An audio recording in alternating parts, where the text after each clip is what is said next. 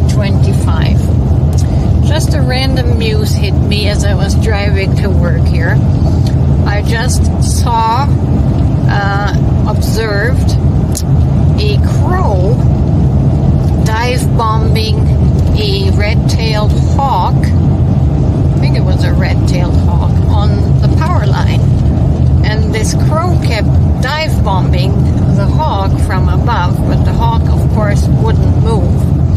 And then I got this interesting thought that if the crow, or any bird for that matter, a bird that might become prey to the hawk, if the bird can maintain an altitude above the hawk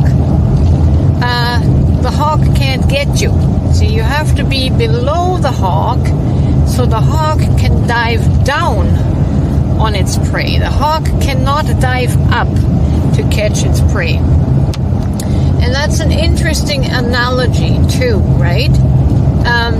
If we fly low, in low altitude, in the lower emotions of fear and anxiety and self-pity and grief, we become easy prey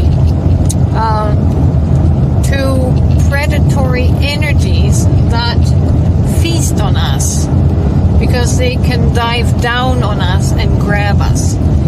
If we can elevate to higher altitudes above the hawk,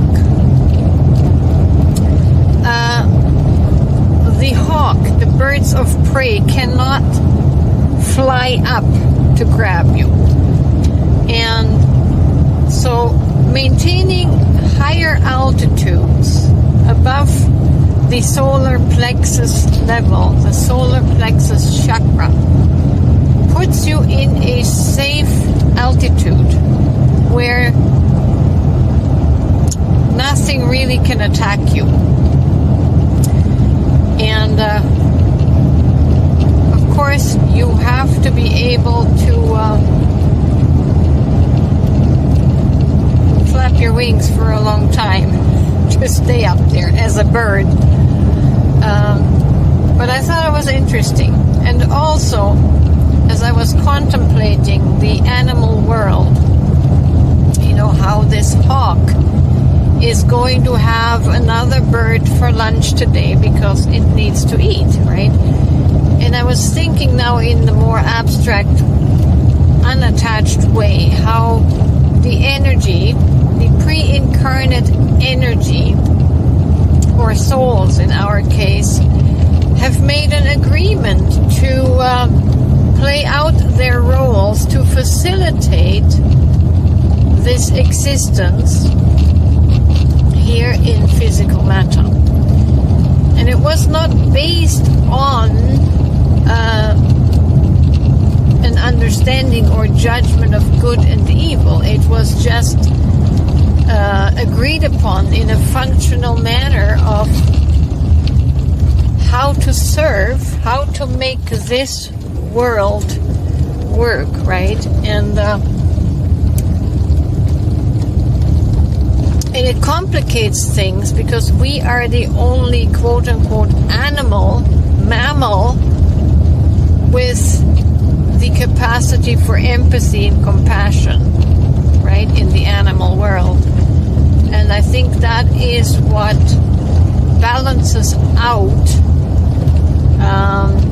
in that we have been given stewardship over the animal world.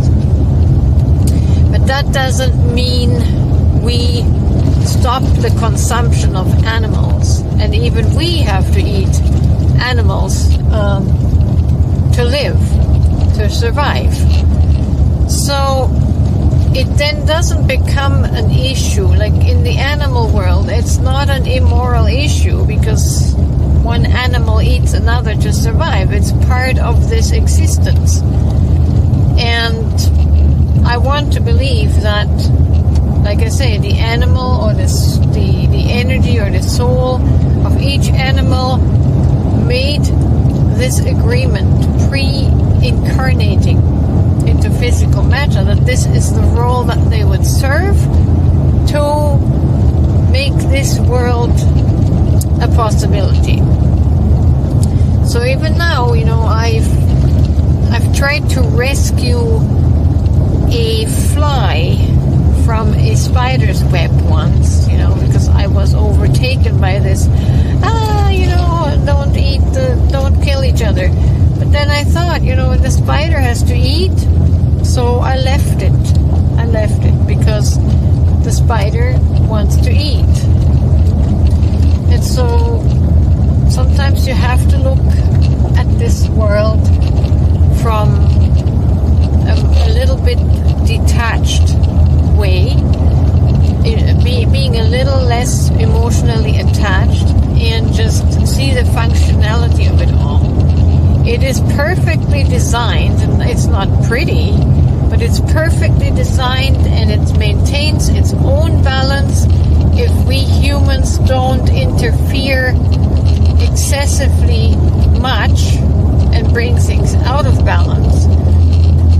It is a wonderful ecosystem. It's a wonderful world that serves. Everything serves. And even observing the seasons, each season serves the season preceding and the season following. The trees are all coming back to life in spring. It's beautiful. The regenerative life cycle is truly beautiful. So I think everything in this world is exactly as it was meant to be. But when we enter our judgment of good and evil into the equation, we tend to fuck things up a little bit. So, yeah, hopefully that crow stays in higher altitudes so she won't get in trouble with the hawk. And